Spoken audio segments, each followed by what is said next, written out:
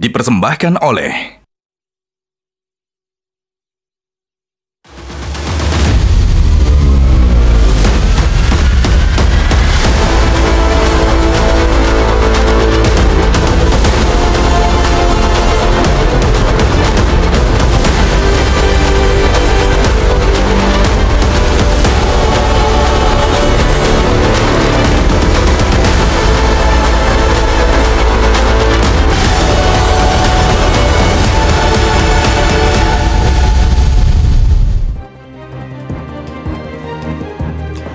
Pemirsa, kasus korupsi selalu identik dengan para pelakunya yang bersekongkol untuk menggarong uang negara. Mereka memperkaya diri sendiri dengan uang haram yang seharusnya bisa dipakai untuk mensejahterakan rakyat. Tapi kasus korupsi yang menjerat Menteri Perdagangan periode 2015 hingga 2016, Thomas Trikasih Lembong, agak lain, pemirsa. Tom Lembong dijadikan tersangka oleh Kejaksaan Agung pada Oktober 2024 lalu dengan sebuah kasus terkait dengan importasi gula. Menariknya, jaksa tidak menemukan sepeser rupiah pun uang haram hasil korupsi yang mengalir ke kantong salah satu menteri era Presiden Joko Widodo ini. Jaksa menuduh selaku Menteri Perdagangan Tom Lembong telah memberikan izin impor gula kristal mentah sebanyak 105.000 ton kepada sejumlah perusahaan swasta tanpa ada rekomendasi dari kementerian terkait. Gara-gara kebijakannya itu, sejumlah perusahaan dituding merugikan negara hingga 515 miliar rupiah. Dalam dakwaannya, jaksa menyebut total kerugian negara dalam perkara impor gula ini mencapai 578 miliar rupiah berdasarkan hasil audit BPKP, Badan Pengawasan Keuangan dan Pembangunan. Namun salinan audit kerugian negara ini dipertanyakan oleh pihak Tom Lembong. Mana salinannya? Benarkah telah terjadi kerugian negara dalam perkara impor gula yang menjerat Tom Lembong? Atau jangan-jangan kasus ini semestinya bukan perkara korupsi karena menyangkut kebijakan seorang menteri. Apalagi tidak ada keuntungan apapun yang dinikmati Tom Lembong dari kasus ini. Inilah kontroversi selengkapnya. Tom terjerat gula, bersama saya Zilvia Iskandar.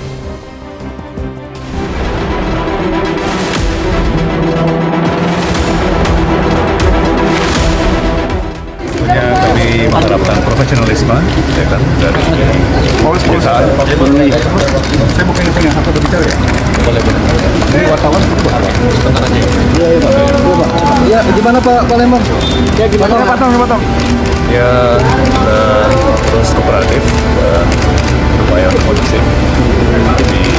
Bagi saya ini prosesnya agak lama ya. Dan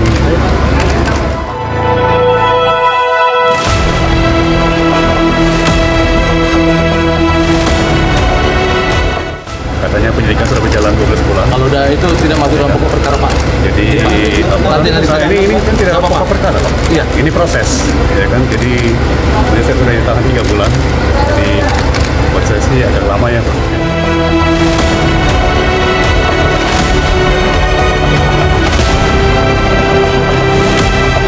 Ternyata kerugiannya lebih daripada 400 dan ini sudah fix, nyata, real. Berapa jumlahnya? Berdasarkan hasil penghitungan kerugian keuangan negara yang dilakukan oleh BPKP adalah 578 miliar.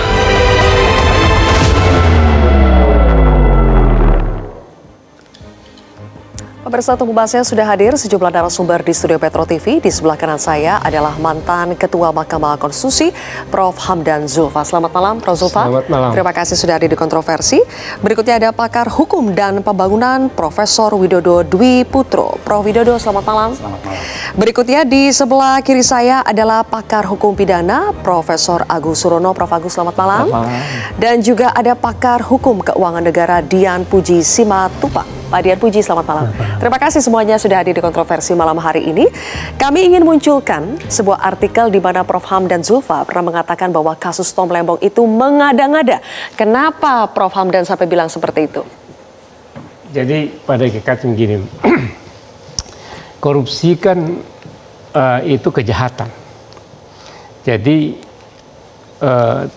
tuntutan atau penyelidikan itu dalam rangka menemukan penjahat dan menghukum penjahatnya. Karena itu pertanyaannya, apakah Tom Lembong melakukan kejahatan? Kayak itu pertanyaan pokok. Nah ternyata setelah saya mendengar di persidangan yang masih dalam proses ini, bahwa yang dipersoalkan adalah kebijakan Tom Lembong selaku menteri. Yang kita tahu siapapun yang jadi menteri, dia punya kebijakan. Dan ada kewenangan dalam lingkup kebijakannya. Dan kebijakannya itu biasanya selalu dalam dua kepentingan. Satu, kepentingan nasional, kepentingan negara, dan kepentingan rakyat. Nah, ada problem di sana. Kalau tidak untuk kepentingan negara, tidak untuk kepentingan rakyat, tapi ada kepentingan pribadi atau kelompoknya. Nah, kalau hanya dua itu, kepentingan negara, kepentingan rakyat, tidak untuk kepentingan pribadi dan tidak untuk kepentingan kelompok, itu yang saya bilang itu mengada-ngada. Karena hakikatnya kita memberantas korupsi itu adalah memberantas penjahat, Kenapa, bukan Prof. Hamdan, mencari salahnya orang gitu loh. Kenapa Prof. Hamdan mengatakan tidak ada kepentingan pribadi, tidak ada kepentingan kelompok dalam kasus Tom Lembong ini? Nah, gini, dalam sebuah kebijakan, ya, kan menteri boleh melakukan diskresi kebijakan. Kebijakan yang menurut tata aturannya harus diikuti, tapi dalam hal tertentu untuk kepentingan negara, untuk kepentingan rakyat, apabila menguntungkan bagi rakyat ada yang lebih baik. Nah, kebijakan itu dilakukan walaupun mungkin agak sedikit menyimpang dari aturan yang begitu sangat teknis. Itu boleh. Dan itu kan pertanggungjawaban kepada presiden. Kecuali, ya, ini kalaupun ada kebijakan salah ya, kebijakan salah. Satu, salah dalam administrasi negara itu bisa diperbaiki, ya. Tapi kalau salah itu ternyata ada di sana, oh memang sengaja dia salah niat dari awal bahwa dia mau mendapatkan uang dari situ. Itu satu. Kalaupun ada mensreanya. Ada mensreanya. Kalaupun tidak untuk dia, oh untuk temannya. Loh kenapa untuk temannya? Pasti di sana dia punya kepentingan di perusahaan temannya. Ada enggak? Nah kalau tidak ada di dua ini, lo orang jujur demi kepentingan rakyat dan negara, itu mau dihukum. Sudah muncul Itu angka kerugian negara, Prof. Hamdan, 578 miliar meskipun belum ada dakwaan yang mengatakan bahwa Tom Lembong menerima aliran dana sebesar berapa. Itu belum ada, tapi angka kerugian negaranya itu ada. 578 miliar, kemudian yang mengalir ke sejumlah perusahaan swasta yang melakukan impor itu adalah 515 miliar. Apakah dari situ tidak jelas ada kerugian negara, ada keuntungan yang diperoleh? Cara itu kerugian negara bagaimana sih juga bingung. Apakah perusahaan yang menjalankan usaha dapat untung itu sekaligus otomatis kerugian negara? Siapa yang mau berusaha kalau begitu? Kan itu pertanyaan pokok. Ini pertanyaan paling dasar. Keuntungan perusahaan tidak sama dengan kerugian, belum tentu sama dengan kerugian negara. Loh siapa yang mau berusaha kalau tidak boleh untung? Ini saya kira logika sederhana yang harus dipahami, karena itu hakikat korupsi itu dia penjahat. Ada mens rea, dia mau melakukan itu dalam rangka untuk kepentingan pribadinya, dan dia menumpuk kekayaan. Dan sekarang Tom Lembong hidupnya seperti itu. Dan tidak ada aliran dana di situ. Dia tidak beli rumah juga gara-gara menjadi menteri. Tidak juga apa. Lalu apa? Baik, berarti... Lalu misalnya kalau untuk keuntungan perusahaan, dia pemesahan di sana tidak. Dia juga dapat transferan dari sana tidak. Tidak ada konflik of interest. Jadi hal yang penting adalah konflik of interest itu menjadi sangat penting dalam pengambilan kebijakan. Kalau semua jernih, murni, tidak ada konflik of interest, orang lain untung, yang untungnya sebagai perusahaan. Sehingga menurut Prof. Hamdan ini sama dengan bukan kasus tipikor. Bukan. Jadi harus selesaikan dulu masalah administrasi sebenarnya. Oke, saya pindah dulu ke Prof. Agus Rono di sini. Karena sepertinya memiliki pandangan yang berbeda. Prof. Agus Rono adalah salah satu saksi ahli yang dihadirkan oleh Kejaksaan pada saat sidang pra-peradilan ya, Prof. Tapi saya tidak hadir. Saya memberikan affidavit karena saya tidak bisa pada kesempatan itu. Oke, tapi pandangan Prof dipakai juga nih oleh Kejaksaan. Kenapa di sini, Prof? Di sini kenapa Prof. Agus melihat ini adalah sebuah kasus tipikor? Pertama begini, lepas dari substansi dan proses hukumnya yang sedang berjalan, tentu pertama saya ingin sampaikan bahwa dalam kesempatan ini ada asas praduga tidak bersalah yang harus kita juga junjung tinggi. Namun demikian di dalam tindak pidana korupsi, terutama pasal 2 ayat 1 yang tadi sekilas disinggung, saya kebetulan dalam perspektif pidana biasanya menyampaikan di sana normanya kan itu memperkaya diri sendiri, orang lain atau korporasi secara melawan hukum. Nah, kemudian ada unsur yang sangat penting juga, yaitu dapat merugikan keuangan negara atau perekonomian negara, ya. Tentu keuangan negara yang sifatnya nyata dan pasti lah. Gitu. Oke, itu pasal 2 ayat 1, kita punya grafiknya teman-teman, mungkin untuk membantu pemirsa memahami, boleh sekalian ditampilkan ya, grafik pasal 2 ayat 1 dan pasal 3 yang dijerat kepada Tom Lembong. Nah, kemudian kalau yang berkaitan dengan pasal 3-nya itu kan berkaitan dengan menyalahgunakan kewenangan, gitu ya, kewenangan, kesempatan, sarana dan seterusnya yang kemudian berkaitan dengan jabatan atau kedudukan dan seterusnya. Artinya apa yang tadi disampaikan oleh Pak Prof. Hamdan Julfa itu kebijakannya, tapi dalam konteks kebijakan kan sifatnya kan kemudian mesti harus dilaksanakan. Nah, oleh karena itu yang menjadi persoalan hukum ketika kemudian terjadi penyimpangan justru di dalam pelaksanaannya. Ketika pelaksanaan itu kemudian melanggar peraturan perundang-undangan, macam-macam lah peraturan perundangan yang terkait, apakah itu undang-undang pangan, undang-undang perdagangan, ya, kemudian kaitannya dengan undang-undang pelindungan dan seterusnya, pelindungan petani dan seterusnya, itu artinya bahwa ada dalam pelaksanaannya yang kemudian yang tidak dipenuhi dalam proses itu. Nah, dalam kasus ini apa saja penyimpangan itu? Penyimpangan ada di dalam undang-undang pangan, misalkan pasal 36, undang-undang perdagangan, undang-undang pelindungan. Isinya apa? Ya, intinya adalah bahwa berkaitan dengan soal impor itu, impor gula terutama, tentu mesti harus ada yang tadi disampaikan di awal itu oleh Mbak Sylvia, itu pertama harus ada rekomendasi dari kementerian terkait. Kemudian harus ada koordinasi dalam pemberian persetujuan itu. Nah, kalau itu yang tidak dilakukan, maka ini patut diduga ada penyimpangan yang berkaitan dengan hal-hal yang tadi saya sebutkan. Nah, oleh karena itu, maka kerangka berpikirnya adalah bahwa ini ada kemungkinan penyalahgunaan kewenangan atau perbuatan melawan hukum tadi berkaitan dengan pelanggaran norma-norma di undang-undang yang lainnya atau di peraturan perundang yang lainnya. Kalau kemudian ini ada indikasi memperkaya orang lain atau korporasi, kemudian melawan hukum, maka ini baru masuk ranahnya korupsi. Tapi kalau itu tidak ada, ya tidak bisa gitu. Nah, tentu karena ini sedang berjalan, berproses, maka nanti kemudian pembuktian di pengadilan yang kemudian nanti akan kita tunggu kan. Baik. Begitu. Tapi yang Prof. Agus Surono yakini saat ini adalah ada penyimpangan dalam pelaksanaan. Dalam pelaksanaan, itu. Saya menyatakan pelaksanaan, bukan kebijakan ya, pelaksanaannya. Tentu yang menjadi persoalan hukum dalam kasus-kasus korupsi itu pasti berkaitan dengan pelaksanaannya yang menyimpang. Ada pelaksanaan yang menyimpang. Saya tahu Prof. Widodo itu memegang ya, ada dakwaan jaksa, sudah membaca juga, dan Prof. Widodo juga sudah menganalisa. Dalam konteks ada penyimpangan dalam pelaksanaan kebijakan. Apakah itu juga yang Prof. Widodo temukan atau berbeda? Iya, jadi saya coba menganalisis ya dakwaan jaksa, terutama di halaman 45. Di sana ada kemahalan harga yang dibayar PT PPI dalam pengadaan GKP untuk stabilisasi harga. Jadi begini sebenarnya, ini supaya publik paham ya. Jadi sebenarnya awalnya tahun 2015 sebelum Tom Lembong, sebelumnya menteri sebelumnya ada surat penugasan dari Menteri BUMN nomor 333. Di dalam surat itu menugaskan kepada PPI untuk melakukan kerjasama dengan PTPN dan RNI untuk membeli gula dari petani, membeli tebu dengan HPP 8.900. HPP harga patokan petani. Tetapi gagal. Mengapa gagal? Karena harga itu sangat rendah di mata petani. Karena harga lelang itu lebih tinggi, harga lelang gula. Jadi kalau dibandingkan dengan biaya produksi, petani rugi.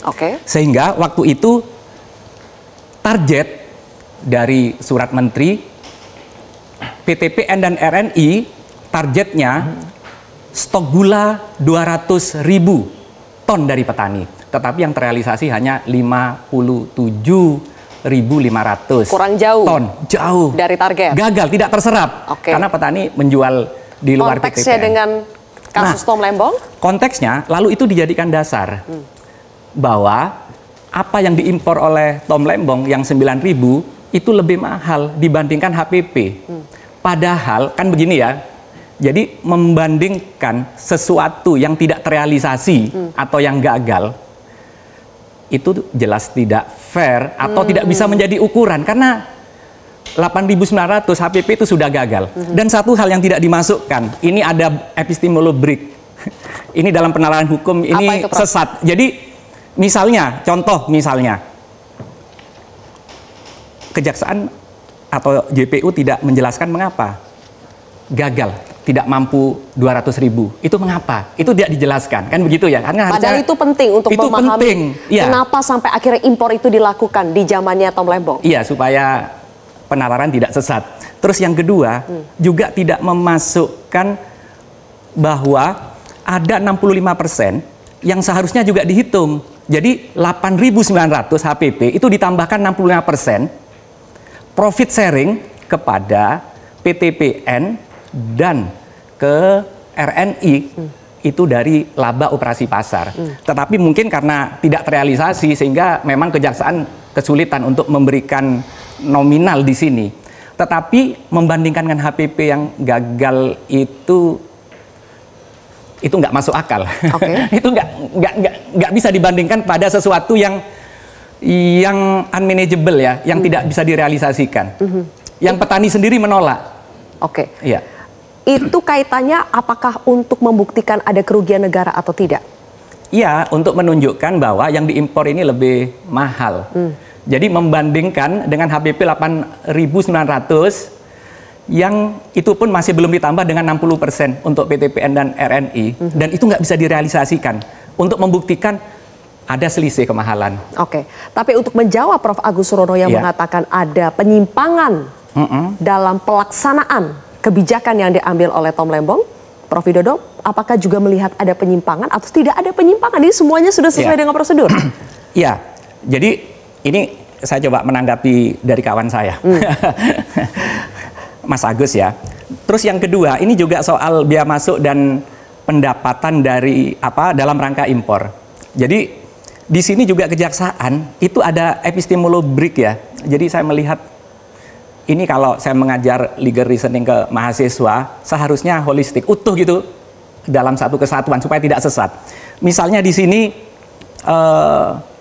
pembayaran biaya masuk ini nggak menghitung. Misalnya ini kenapa rendah misalnya menurut dari kejaksaan, tapi nggak pernah menghitung misalnya harga gula internasional yang fluktuatif, yang berubah-ubah. Lalu tidak mempertimbangkan misalnya mengimpor dari daerah mana. Kalau ASEAN, India, itu biasanya ada 5% tuh daerah Brasil atau itu lebih mahal, itu nggak dihitung. Kemudian biaya angkut juga tidak dihitung. Kemudian tidak mempertimbangkan soal konsumen ya. Dan impor itu mestinya tidak hanya income generating, tetapi juga misalnya pemenuhan kebutuhan pokok gula juga mempertimbangkan. Jadi faktornya bukan soal laba, tidak hanya profit oriented, tapi juga kesejahteraan, welfare. Karena menteri itu bukan hanya mencari keuntungan, tetapi juga welfare, kesejahteraan. Jadi seperti itu. Singkat kata, Prof. Widodo mengatakan bahwa banyak yang tidak tepat dalam dakwaan jaksa ini ya. Bukan tidak tepat, tapi sesat. Sesat, bukan lagi tidak tepat, tapi sudah sesat.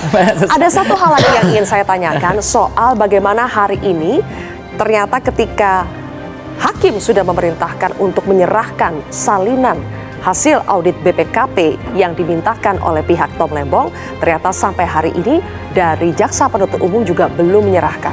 Apakah sepenting itu sebetulnya hasil audit BPKP ini untuk diserahkan, untuk dibuka secara transparan? Nanti kita akan bahas lebih jauh pemirsa sesaat lagi.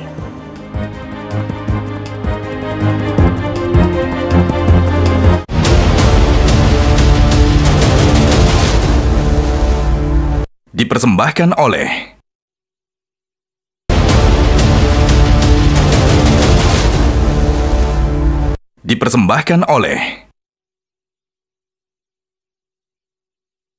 Ini kan proses penyelidikan belum penyelidikan ya.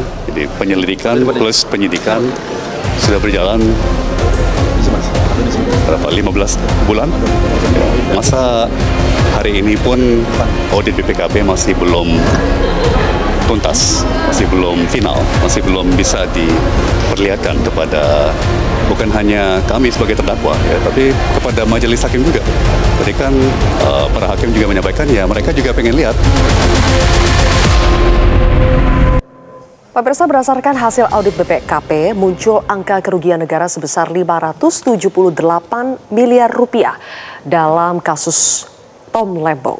Pertanyaan saya, Pak Dian Puji, apakah audit BPKP adalah kunci untuk betul-betul mengungkap kasus Tom Lembong ini? Apakah ada tindakan pidana korupsi atau tidak, apakah betul kerugian negara itu real atau tidak, apakah sepenting itu sebetulnya audit BPKP sudahnya harus diperlihatkan dalam persidangan?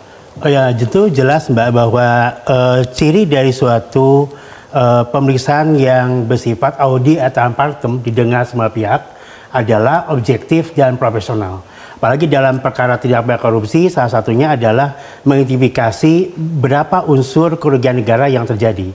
Itu kan hanya dapat dibuktikan dengan audit dari auditor. Nah, identifikasi itu tentu harus sesuai dengan putusan MK 2005-2016, harus kerugian negara dihitung secara nyata dan pasti. Maka identifikasi itu untuk mengetahui supaya objektif, maka harus diberikan kepada orang yang diduga atau dianggap bertanggung jawab. Nah, salah satunya dia mengidentifikasi Anda itu sebenarnya bersalah. Bersalahnya di mana? Anda itu menyimpangnya di mana? Dan berapa tadi sampaikan Prof. Widodo, berapa konteksnya dari hitungan itu yang terjadi, supaya kemudian diidentifikasi apakah perhitungan itu sesuai dengan standar pemeriksaannya atau tidak. Jadi objektivitas dan profesionalitas menjadi kunci untuk menentukan apakah ini memang termasuk tindak pidana korupsi atau ternyata kerugian negara dalam hal administrasi. Ya. Dan Majelis Hakim kan sudah jelas memerintahkan kepada Kejaksaan untuk membuka, untuk menghadirkan audit BPKP itu dalam sidang hari ini, menyerahkan kepada pihak terdakwa. Tapi jaksa berdalih bahwa nanti audit BPKP itu akan dibuka ketika sudah menghadirkan saksi dari BPKP-nya. Apakah tindakan jaksa itu tepat atau salah? Kalau menurut saya keliru, karena bagaimanapun perhitungan kerugian itu harus dengan audit. Tidak ada omongan saya atau omongan audit kemudian dinyatakan inilah bukti ada kerugian negara, tidak. Presentasi dari profesionalitas seorang auditor ditunjukkan dengan hasil audit.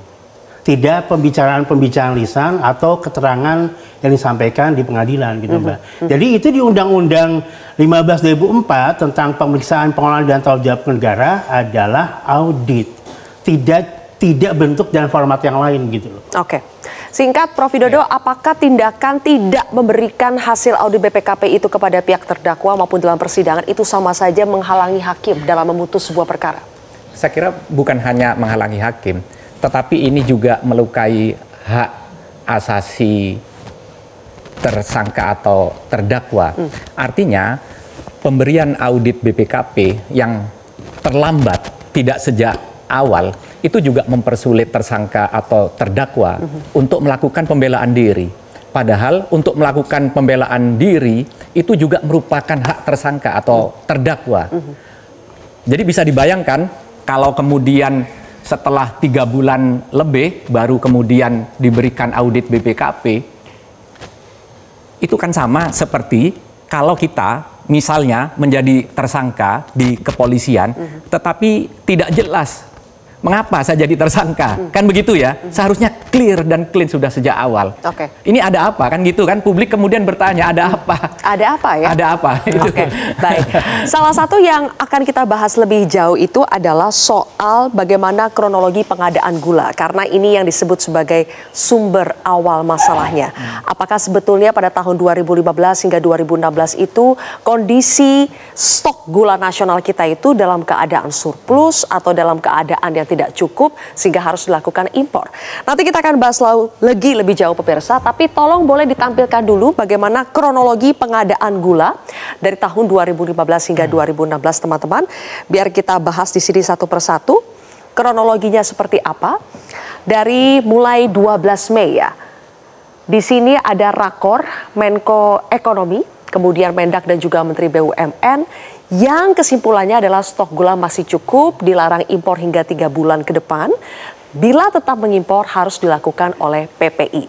Kemudian pada 7 Desember terjadi rakortas bidang perekonomian yang ternyata berkesimpulan ada kekurangan 200.000 ton gula pada awal tahun 2016 dan diputuskan dipenuhi melalui impor. Jadi yang dilihat itu sampai tahun 2016 ini kayaknya bakal kurang. Kemudian kita lihat lagi pada 28 Desember ada lagi rakor bidang perekonomian yang membahas rencana impor 200.000 ton gula untuk bisa menjaga stabilitas gula nasional sampai tahun 2016. Dan pada akhirnya tahun 2016 ini sebetulnya ya, 20 Januari 2016 izin impor terbit untuk 8 produsen gula. Nah, kalau dari kronologi ini, Prof. Hamdan, sebetulnya apakah ada yang salah dalam proses pengadaan gula kita? Sampai dikatakan dalam dakwaan sebetulnya pada saat itu Indonesia tidak dalam keadaan butuh untuk melakukan impor, kita sedang surplus. Gini ya, kalau kita baca statistik gula ya di Indonesia ini, kebutuhan gula konsumsi di Indonesia ini, saya data, ada data-data, adalah 3 juta ton. Yang mampu dipenuhi oleh produksi dalam negeri adalah 2,2 sampai 2,4 juta. Jadi di sana selalu akan ada kekurangan antara 600 sampai 800 ribu ton. Jadi sebenarnya dan itu dari zaman tahun 60-an memang dulu kita gulanya cukup, apalagi zaman Belanda memang kita ekspor. Tapi sejak dan perkembangan terakhir karena itu setiap tahun tidak impor gula, kan selalu kurang. Aneh seperti ini. Dan gula kan ada spesifik. Memang ada masa giling dari bulan Juni sampai bulan November itu masa giling. Gulanya banyak itu. Jadi kalau lihat statistiknya tinggi sekali. Tapi ketika masuk di Desember, Januari dan seterusnya sampai kepada Mei itu turun sekali, nggak ada. Jadi karena itu wajar di tanggal di 20 Januari itu memang harus impor. Kalau tidak impor apa yang akan terjadi? Harga gula bisa kacau, yang kasihan rakyat juga. Jadi ini saya bilang tadi kebijakan. Jadi kalau tidak impor 200 ribu ton, itu harga gula benar-benar kacau. Ini kan untuk mengatasi kepentingan rakyat, kepentingan negara. Jadi itulah sebabnya apalagi dengan rakor tadi harus impor. Ya, harus impor gula. Jadi ini apa yang salah gitu loh. Jadi sebetulnya kalau berdasarkan pihak Tom Lembong sudah ada yang namanya rakortas, rapat koordinasi lintas kementerian bahkan sampai Menko-nya. Bagaimana itu Prof. Agus? Itu pembelaan dari pihak Tom Lembong yang mengatakan ada loh sampai 2 kali rakortasnya. Tadi kan di dalam kronologi ini ada 3 hal. Ya. Pertama soal siapa yang boleh mengimpor. PPI kan. Kemudian yang kedua adalah bahwa terkait dengan ada kondisi tertentu dalam tempus yang tadi disampaikan itu adalah adanya kecukupan. Artinya kalau kecukupan ya apakah perlu kan begitu. Karena boleh apabila kemudian yang mengimpor itu adalah PPI. Kemudian yang berikutnya adalah PPI apakah kemudian menjadi pihak yang melakukan impor. Ternyata kan tidak. Persetujuan itu impor diberikan kepada justru yang lainnya begitu. Nah artinya itu yang saya maksudkan dengan pelaksanaan dari kebijakan itu yang menyimpang dari aturan yang memang sudah ditentukan. Jadi ini bukan lagi soal ada rakortas atau tidak nih. Ini poin yang berbeda kan. Siapa yang bisa melakukan impor itu yang Prof persoalkan sekarang adalah siapa yang bisa melakukan. Betul. Bukan lagi persoalan ada rakortas atau tidak. Ya kan tadi kan ada rakortas sudah katakanlah misalkan demikian. Tapi dengan catatan kan, dengan catatan siapa yang boleh mengimpor. Kemudian yang berikutnya yang penting juga adalah berkaitan dengan soal produsen ternyata yang diberikan izin atau persetujuan untuk mengimpor itu. Nah ini yang kemudian menjadi persoalan berkaitan dengan yang tadi kalau Pak Widodo dan kemudian Pak Dian menyampaikan. Ada hal-hal yang berkaitan dengan tidak adanya atau belum disampaikannya audit yang dilakukan oleh BPKP dalam konteks pembuktian acara pidana itu kan nanti pasti akan ada sampai kepada tahapan ketika dipanggil ahli. Ya kan? Dalam 184 dan 1 KUHP kan salah satu alat buktinya adalah keterangan ahli. BPKP pasti akan dihadirkan hasil audit yang kemudian menghitung kerugian keuangan negara berkaitan dengan pelaksanaan kebijakan berkaitan dengan impor gula ini yang kemudian masuk dalam kualifikasi menurut jaksa, ya karena saya bukan jaksa kan, menurut jaksa adalah ini adalah merupakan perbuatan melawan hukum atau penyalahgunaan kewenangan sebagaimana pasal 3 yang tadi kita sama-sama lihat pasal atau bunyi pasal itu. Oke, jadi ada beberapa yang dipersoalkan dalam dakwaan jaksa. Salah satunya lagi yang dibahas Prof. Agus Surono saat ini adalah siapa yang berhak melakukan impor itu. Dan ternyata yang mengimpor itu harusnya PPI tapi dilakukan oleh swasta. Iya. Begitu ya? Oke, Pak Dian Puji, kalau Anda lihat, kita fokus dulu di siapa yang seharusnya mengimpor ya. Apakah untuk mengetahui dengan lebih pasti siapa yang berhak dan siapa yang tidak berhak, itu lagi-lagi membutuhkan audit BPKP ini atau ini adalah persoalan lain? Boleh dijawab nanti, Pak Dian Puji. Kita jeda terlebih dahulu pemirsa, kontroversi kembali sesaat lagi.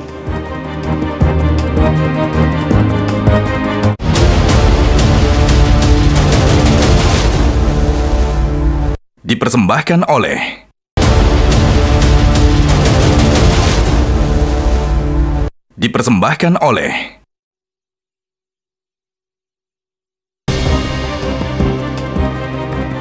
Kembali lagi di kontroversi pemirsa, dan saat ini kita sudah kehadiran lagi satu orang narasumber yang bergabung dalam diskusi ini, yaitu ekonom senior ada Pak Fitra Faisal Hastiadi. Pak Fitra, selamat malam.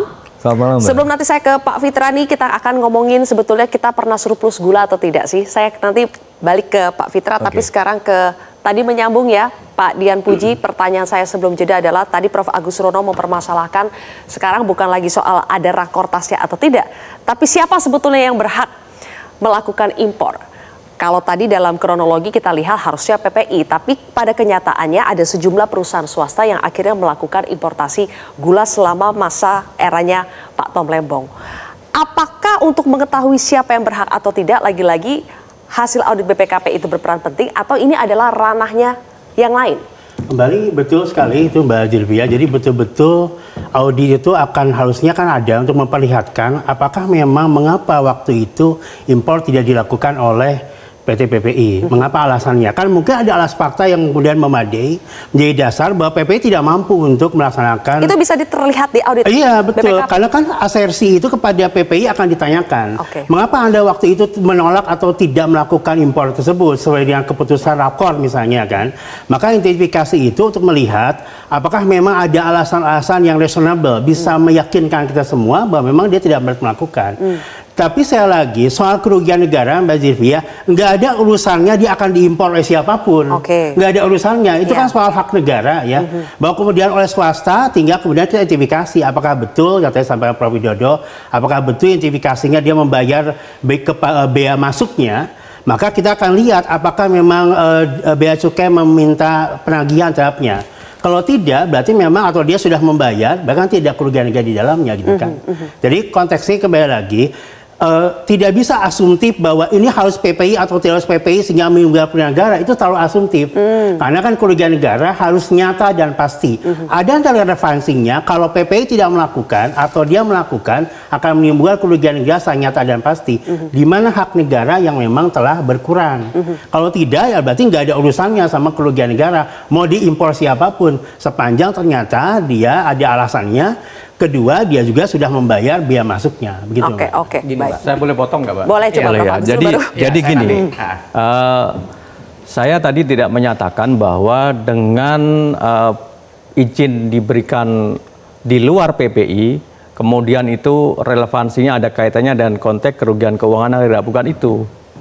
Kerugian keuangan negara dalam konteks ini adalah berkaitan dengan adanya biaya masuk, terkait dengan biaya masuk dan terkait dengan pajak impor. Yang mestinya negara mendapatkan pemasukan dari itu atau hak dari itu, kemudian negara tidak menerima. Itu yang dikualifikasi dua hal yang berkaitan kerugian keuangan negara. Saya kira Pak Dian paham betul bagaimana yang dimaksud dengan kerugian keuangan negara itu. Artinya dua hal itu yang kemudian negara tidak mendapatkan hak atas biaya impor dan pajak impor dan kemudian biaya masuk. Itu yang dimasukkan dengan kerugian keuangan negara.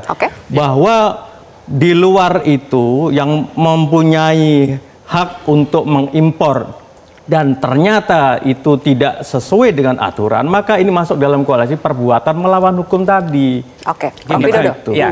Jadi saya dua hal yang ingin saya tanggapi ke Mas Agus tadi. Soal PPI tadi, kenapa PPI melibatkan swasta kan begitu ya? Kenapa nggak PPI sendiri? Karena PPI sendiri tidak memenuhi syarat sebagai pengimpor karena dia bukan angka pengenal importer produsen. Dia bukan produsen. Itu ada aturannya di Permendak 117 tahun 2015. Jadi nggak mungkin PPI yang bukan produsen mengimpor. Itu nggak mungkin, kan begitu ya. Apalagi kan setelah diimpor, ini kan yang diimpor ini kan GKM yang nanti akan diolah menjadi gula kristal mentah. Ya, seperti itu. Terus yang kedua, yang perlu saya tanggapi ke Mas Agus tadi soal kerugian negara, keuntungan yang seharusnya dibayar melalui biaya masuk dan PDRI, pajak impor, ya, pajak dalam rangka impor tadi. Jadi kalau ternyata ada masalah di sana, seharusnya bukan ini ranah tipikor. Seharusnya bukan ranah tipikor. Karena di Undang-Undang Tipikor kan juga ada pasal 14. Itu yang pertama, yang membatasi pasal 2 dan pasal 3 itu tidak menjadi pasal sapu jagat. Semua hal lalu ditipikorisasi itu. Terus yang kedua, seharusnya ini bukan jampitsus. Di Kejaksaan itu ada namanya perdatun. Harusnya diselesaikan di sengketa pajak, di pengadilan pajak. Jadi juga saya menyambung dari Bang Hamdan Zulfa, ini sebenarnya persoalan administrasi, terobosan kebijakan ketika ini kan tahun 2015, saya baca juga di jurnal Gula, 2015 itu ada fenomena El Nino, itu kekeringan panjang. Kemudian di 2016 itu La Nina, itu hujan yang curah tinggi, sehingga rendemen petani itu di bawah 7%. Rendemen itu kandungan gula di dalam tebu, sehingga kenapa tidak mampu stok PTPN memberikan angka yang signifikan untuk penyediaan gula di dalam negeri. Baik, Prof. Widodo, ngomong-ngomong soal stok, kami punya grafik ya soal konsumsi versus produksi gula dalam negeri. Ya, boleh ditampilkan teman-teman. Ini adalah data konsumsi versus produksi gula di Indonesia dari tahun 2014 sampai 2020. Yang merah itu adalah konsumsi, yang kuning adalah produksi. Artinya kalau dari grafik ini, konsumsi selalu lebih besar dari kemampuan kita memproduksi. Nah, pertanyaan saya ke Pak Fitra di sini, Pak Fitra, persoalan kasus Tom Lembong ini kan bermula ketika jaksa memformulasikan dakwaannya dengan mengatakan bahwa harusnya tidak perlu impor, tapi Pak Tom Lembong melakukan impor ketika kondisi negara ini sedang dalam surplus gula. Pertanyaan saya, benarkah pada saat itu dalam tempo 2015 sampai 2016 dan mungkin seterusnya atau sebelumnya kita pernah surplus gula? Ya, tadi Metro TV sudah menampilkan datanya ya, dan sesempit pengetahuan saya, kita tidak pernah selama 10, 15 atau bahkan 20 tahun terakhir kita tidak pernah surplus gula. Kenapa? Karena begini, behavior dari konsumen di Indonesia itu suka gula, ya, dan itu merupakan bahan baku industri kuliner. Dan bahkan sekarang juga ada cukai untuk minuman berpemanis. Kenapa? Karena memang terlalu sukanya orang Indonesia dengan produk-produk gula dan turunannya, gitu kan. Nah, sehingga kalau kita bicara mengenai pertumbuhan ekonomi, pertumbuhan middle class itu gemar konsumsi. Dan konsumsi utamanya adalah suatu produk-produk yang tentunya tadi berdasarkan gula. Dan oleh karenanya, konsumsi itu tidak pernah bisa matching dengan produksi. Sehingga saya tidak bisa menemukan fakta manapun bahwa kita pernah surplus gula dalam 15-20 tahun terakhir. Seiring dengan meningkatnya purchasing power dari konsumen kita. Nah, kalau sudah begitu, impor itu adalah alat untuk kemudian membuat harga menjadi stabil. Kenapa?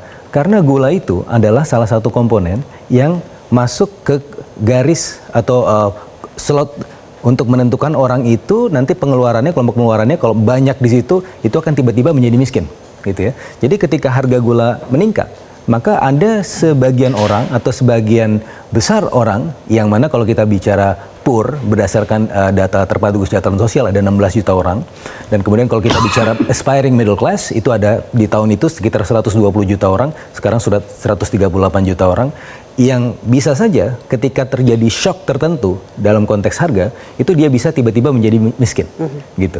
Nah, oleh karenanya kalau tadi saya mendengar perdebatan mengenai kerugian negara, loh, apakah negara rugi kalau orang kita mempertahankan orang-orang ini supaya tidak miskin. Nah, pertanyaannya kan di situ kan. Maka apa konsep kerugian negara itu sebenarnya? Karena kalau kita bicara mengenai misalnya penerimaan negara berasal dari biaya impor, itu cuma 1,86% dari total keseluruhan penerimaan, yang mana sudah semenjak awal kemerdekaan. Awal kemerdekaan memang kita menggunakan senjata impor ini, biaya impor untuk penerimaan negara, iya, karena kita tidak punya alat-alat lain. Tapi kita kan sekarang sudah banyak sekali ya alat-alat penerimaan negara, sehingga itu dijadikan mekanisme proteksi untuk industri dalam negeri. Nah, sekarang pertanyaannya, industri dalam negeri mana yang ingin diproteksi, gitu kan, dengan gula tersebut? Kalau misalnya tadi saya sebagai ekonom, saya tidak ngerti hukum ya. Kalau saya bicara ekonomi, itu ada pelibatan sektor swasta. Bukankah itu akan meningkatkan partisipasi ekonomi untuk sektor-sektor usaha? Bukankah itu akan membuka lapangan pekerjaan? Nah, kalau sudah seperti itu berarti ada dampak ekonominya. Pertama, kita bicara mengenai bagaimana welfare creation dari impor tersebut untuk mengurangi tekanan terhadap orang-orang miskin. Yang kedua adalah welfare creation dalam konteks pushing industri. Yang mana sekarang selama ini kalau kita lihat datanya dari tahun 2000-an awal, itu kontribusi sektor industri terhadap GDP itu 26-27%, sekarang tinggal 19-20%. Kenapa? Ada deindustrialisasi. Bukankah itu adalah cara kita juga salah satu untuk mendorong industri? Sehingga kalau kita bicara mengenai kerugian negara dalam konteks itu menjadi suatu hal yang tidak relevan. Ada pasal 2 ayat 1 dan pasal 3 yang dijeratkan kepada Tom Lembong, dan di situ disebutkan bahwa ada dalil memperkaya diri orang lain atau korporasi yang kemudian dianggap merugikan negara, sehingga keluar angka kebijakan impor yang diteken oleh Tom Lembong itu memperkaya 10 perusahaan swasta sebesar 515 miliar, dan kemudian dihitung oleh BPKP total kerugian negaranya itu 578. Pertanyaan saya, karena sebetulnya ini adalah impor gula itu adalah kegiatan bisnis, apakah keuntungan itu bisa atau selalu sama dengan kerugian negara? Apakah keuntungan korporasi itu selalu sama dengan kerugian negara, terutama dalam konteks kasus Tom Lembong ini? Sesaat lagi tetap di Kontroversi.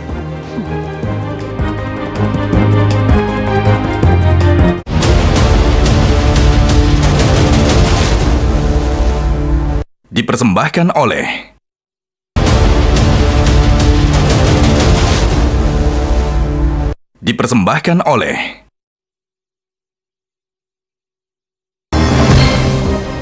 Kembali lagi di Kontroversi, dan ini adalah segmen terakhir. Prof. Hamdan, tadi sebelum saya jeda, saya mengatakan bahwa impor gula itu kan adalah kegiatan bisnis. Tadi sudah disebutkan keuntungannya yang diterima oleh sejumlah perusahaan swasta ini, menurut dakwaan jaksa itu adalah 515 miliar rupiah.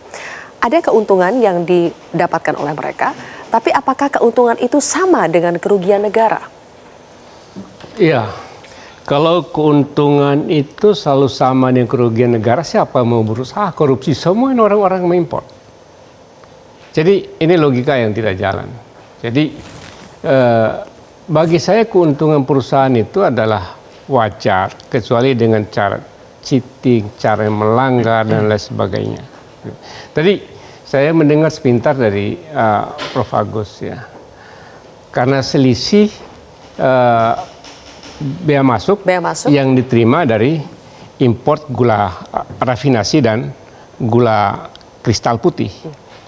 Memang kalau impor gula kristal putih itu akan mendapatkan bea masuk yang lebih tinggi karena harganya lebih mahal. Sekarang karena impornya bukan kristal putih, impornya gula rafinasi, harganya lebih murah. Karena lebih murah tentu biaya impornya lebih murah. Pertanyaannya, apa salah mengimpor gula rafinasi atau rosuga ataupun yang lainnya, rosuga lebihnya lagi, rosuga, apa salah? Kan itu pertanyaan pokoknya. Nah sekarang mengapa tidak mengimpor gula putih, gula kristal putih? Kan itu pertanyaan. Nah ini harus dikaji lebih dalam. Kalau memang itu memang tidak mungkin impor gula kristal putih, harus impor gula rafinasi, maka gula rafinasi atau rosugar yang lebih ini lagi, yang masih material. Kemudian import ini apa? Ini kan yang jadi ini. Jadi saya kira ini persoalannya adalah masalah pilihan kebijakan. Negara tidak boleh mencita-citakan mengambil untung, padahal kalau mengimpor raw sugar, kemudian akan menghidupkan produksi dalam negeri, itu kan untungnya bagi rakyat dan lebih banyak. Dan ada added value di situ. Ada added value yang banyak, ada karyawan, macam-macam. Tapi kan jaksa bayar berlindung. pajak juga dari penghasilan perusahaan lain lagi, kan lebih tinggi. Prof. Hamdan, jaksa itu berdalih pada ada aturan Permendak yang katanya kalau mau impor gula itu harus impor gula kristal putih, bukan gula mentah. Apakah betul cara menerjemahkan Permendaknya seperti itu? Kan begini, sebenarnya impor gula putih kan pada dasarnya kalau kita lihat di peraturannya adalah dalam rangka menstabilkan harga gula kan intinya kan. Intinya kan menstabilkan harga gula. Kalau mengimpor gula rafinasi menstabilkan harga gula, salah nggak? Sederhana cara jadi logika sederhana saja dipakai. Jadi kalau kita mengikuti yang formal, mati langkah. Nah, pemerintah tidak bisa melakukan kebijakan apa-apa. Inilah yang saya katakan bahwa kebijakan pejabat umum itu, pejabat negara dalam rangka kepentingan rakyat itu intinya. Jadi kalau ada masalah-masalah yang kaku seperti itu, ada yang lebih menguntungkan rakyat, itu yang dipakai. Jadi salah-salah dikit dipersalahkan, ini semua jadi soal. Nah, ini saya bilang, ini nggak benar. Oke, karena waktu kita terbatas ya, Pak Fitra. Pak Fitra, terakhir untuk Anda, ketika ada case seperti ini, apakah ini mengkhawatirkan bagi dunia usaha, bagi pelaku impor, bagi menteri-menteri perdagangan berikutnya apabila sebuah kebijakan ujung-ujungnya bisa dikriminalkan seperti ini? Ya pasti, karena tujuan negara atau menteri turunan dari negara itu adalah untuk kemudian mensejahterakan masyarakat kan. Nah, dalam komponen pengeluaran pemerintah misalnya atau komponen pertumbuhan ekonomi ada yang disebut government spending. Kalau pemerintah belanja, apakah pemerintah rugi? Enggak, karena dia menghasilkan pertumbuhan ekonomi, begitu kan. Dengan konteks yang sama, kalau misalnya kita bicara mengenai GKM versus GKP.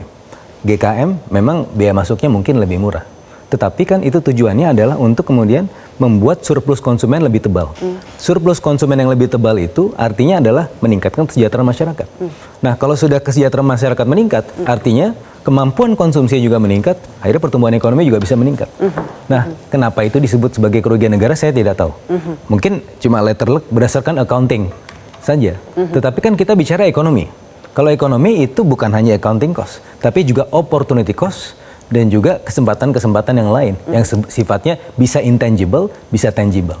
Dan mungkin ada efeknya nggak di jangka pendek, mungkin bisa di jangka menengah panjang. Tetapi itu adalah tujuan bernegara untuk mensejahterakan masyarakat kan. Nah, jadi kita tidak bisa secara sempit mengartikan kerugian negara. 1 menit saja boleh ya? Nah, jadi iya 1 menit boleh kah?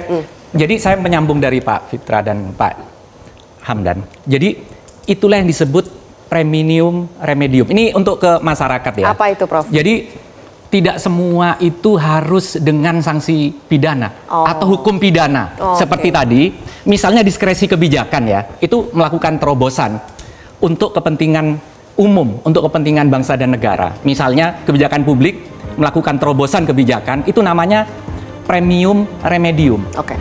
Tapi orang kemudian memahaminya primum remedium, seolah hukum pidana itu harus selalu dikedepankan. Baik. Jadi yang kedua, itu dalam hukum pidana itu ada penghapusan pidana apabila perbuatan itu menjalankan ketentuan undang-undang, itu di pasal 50. Kemudian pasal 51 karena perintah jabatan.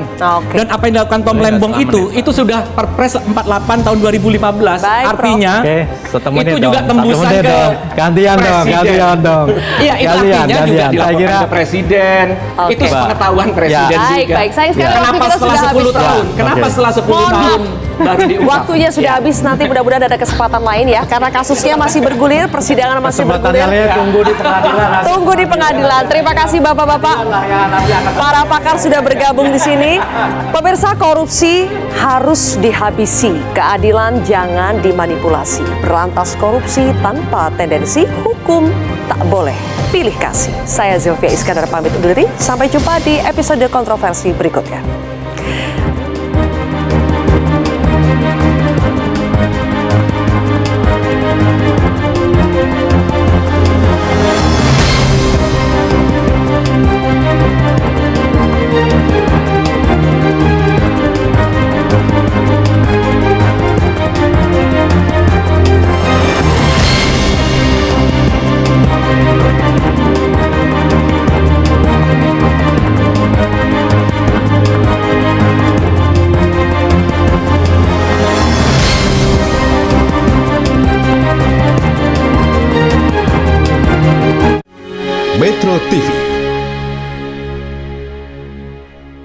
Jelajahi cara baru mendapatkan informasi. Download Metro TV Extend sekarang.